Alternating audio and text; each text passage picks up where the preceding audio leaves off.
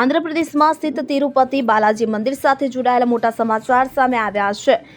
અહીં નવા બનેલા તિરુમાલા તિરુપતિ દેવસ્થાનમે મંદિરમાં કામ કરતા બિન હિન્દુ કર્મચારીઓ માટે એક ઠરાવ પસાર કર્યો છે। આ દરખાસ્ત હેઠળ મંદિર બોર્ડમાં કામ કરતા બિન હિન્દુ કર્મચારીઓએ સ્વૈચ્છિક નિવૃત્તિ અથવા તો આંધ્રપ્રદેશના અન્ય સરકારી વિભાગોમાં સ્થળાંતરિત થવા વચ્ચે પસંદગી કરવાની રહેશે। આ સાથે મંદિરમાં દર્શનની પ્રક્રિયામાં હવે ફેરફાર કરવામાં આવી રહ્યો છે। તિરુમાલા તિરુપતિ દેવસ્થાનમ બોર્ડે નિર્ણય લીધો છે કે ભક્તોને હવે માત્ર 2 કલાકમાં ભગવાન વેંકટેશ્વરના દર્શન કરવામાં આવશે। એટલે કે મંદિરમાં ભક્તોની વધતી જતી ભીડને લઈને આ નિર્ણય લેવામાં આવ્યો છે, જ્યાં દરરોજ લગભગ 1 લાખ ભક્તો આવે છે। દર્શન માટે 20 થી 30 કલાક સુધી રાહ જોવી પડે છે। તેમજ હવેથી મંદિર પરિસરમાં નેતાઓએ રાજકીય નિવેદનો કરવા દેવામાં આવશે નહીં। જો કે કોઈ નેતા આવું કરશે તો તેને લીગલ નોટિસ મોકલવામાં આવશે। તો તિરુમાલા મંદિરની વ્યવસ્થાઓને વધુ પારદર્શક અને સુવ્યવસ્થિત બનાવવાના ઉદ્દેશ્યથી આ ફેરફારો કરવામાં આવી રહ્યા છે।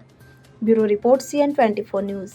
હવે જુઓ દેશ દુનિયાની તમામ ખબરો તમારી આંગળીના ટેરવે।